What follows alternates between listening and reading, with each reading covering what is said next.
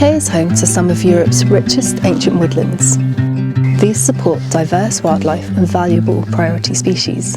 However, these precious ecosystems are often small and fragmented and now only cover 3% of the UK land.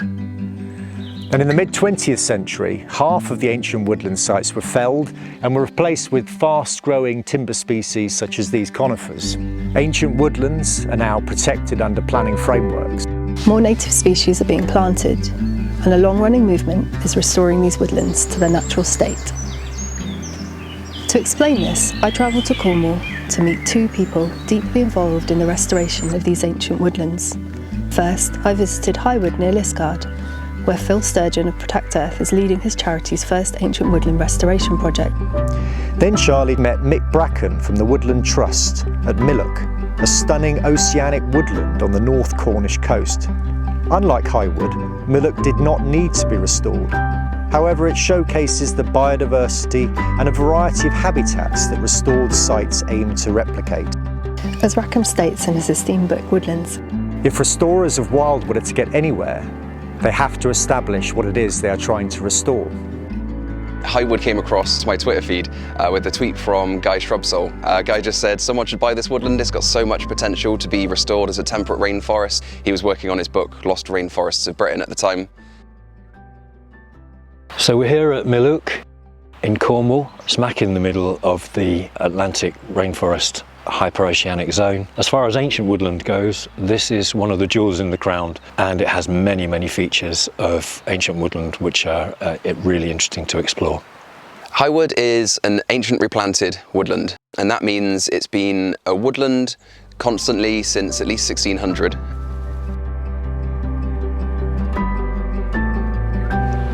Ancient woodland is woodland that's been designated as being around for at least 400 years. That doesn't mean it hasn't been worked. There will have been activity in woodland, but essentially there's been cover for the last 400 years. And it's the closest link we have to what would have existed originally. Plantations on ancient woodlands are woodlands that have been planted up with conifers for productivity. But it's not always conifers, sometimes it's broadleaf species. Essentially that creates different ecological conditions from those that you would naturally expect to find. The ground flora that's associated with woodland habitat is lost. The epiphytes that might be associated with specific native broadleaf trees have been lost.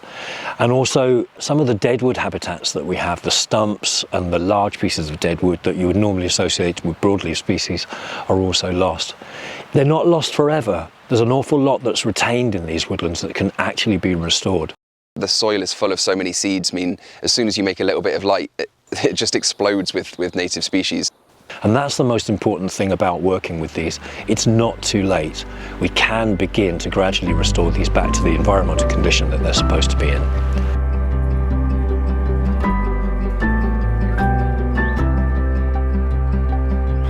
With all plants, and especially in woodlands, light is the most important factor. Light, then moisture, and then nutrient status, but absolutely light is the most important thing. It actually drives the way in which woodland forms. Generally, there's 3 stages of restoration. The first we call halting further decline. This is basically looking at what parts of the woodland are specifically under the greatest threat and looking at removing those threats. We've been focusing on removing invasive species. Like as soon as we got the keys to this place, I was in there taking down all the rhododendron, all the cherry laurel. We've got bamboo on the periphery. We've got crocosmia blooming everywhere on the bottom track. And it will be an ongoing project, making sure that the natural regeneration is the things that should be here, not random rhododendron clogging the place up. And then areas that have been kind of recently restocked, we are working on restoring it by taking away the conifers in a sensible and controlled way and letting natural regeneration do its thing. The second stage is the gradual transformation to native woodland. That can happen over many, many years. So restoring a plantation on an ancient woodland, you take the work compartment by compartment. Some areas will be incredibly dark with absolutely nothing going on the ground, and the trick there is just remove 30 to 50% of the trees and see what happens. This is pretty representative of a lot of conifer plantations you might have seen. It's basically just barren on the floor. Now that we've done some thinning, we've taken out probably half of the trees here. We've now got a little bit of light starting to come through. There's a little bit of grass starting to show up now that we've increased the light, but it's going to take a long time to recover into being a proper ecosystem. So yeah, here you can see the stark difference between kind of directly underneath those conifer stands where there's that much shade and that much acid from the needles. But as soon as you come outside of that, you've got all of the forest tracks and trails where always the most light. Along the edges of the tracks, you get loads of just natural regeneration and loads of shrubs and trees all popping up and loads of flowers. We get like foxgloves lining the sides, and then it goes straight back to being, you know, a barren floor just a metre behind it. So it really is all about managing light levels.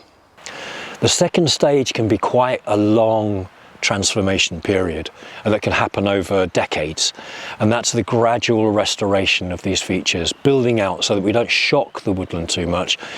We know that we have to retain cover in order to maintain the flora that's in the woodland already, and also some of the important habitats that exist around deadwood.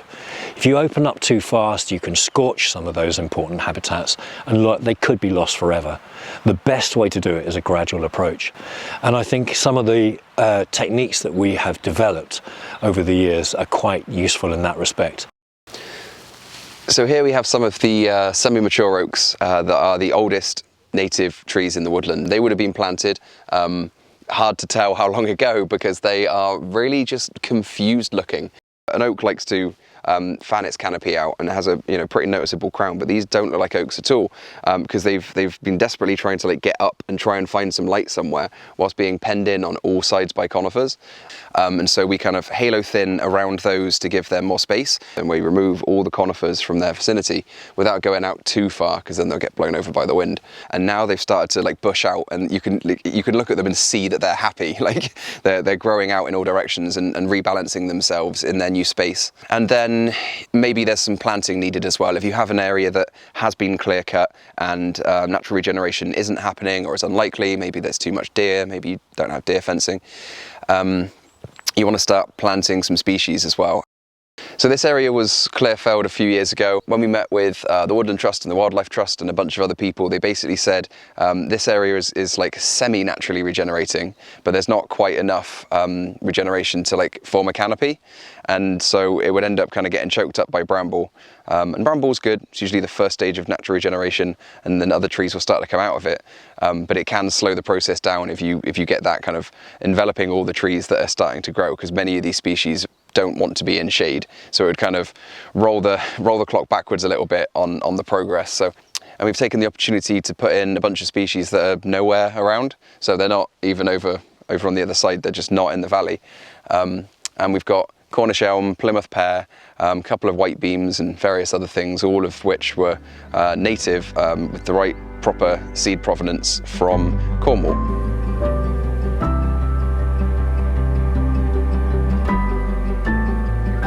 Sometimes we forget that woodlands are actually evolved to be quite dynamic places. There were, at one time, huge herbivores, and in fact created quite a lot of disturbance in these woodlands. Trees would be pushed down, the understory would be crushed. It's important to remember that if you leave a woodland to do its own thing, we will lose some of that dynamism, we'll lose some of that structure, and the whole woodland may just become completely closed canopy and rather uniform. So I think that this particular part of the woodland is probably relatively new. It was pasture at some point. And what we can see here is very, very open grown canopies, because the light was available for the trees to grow into that space. And that's really interesting, because in some ways this is all part of a process.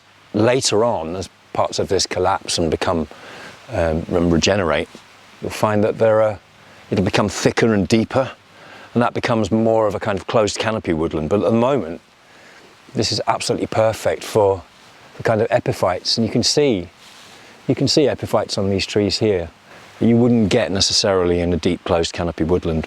So over there, you're more likely to see the woodland plant specialists, the bluebells and ramsons, that get their energy during the spring before the canopy closes.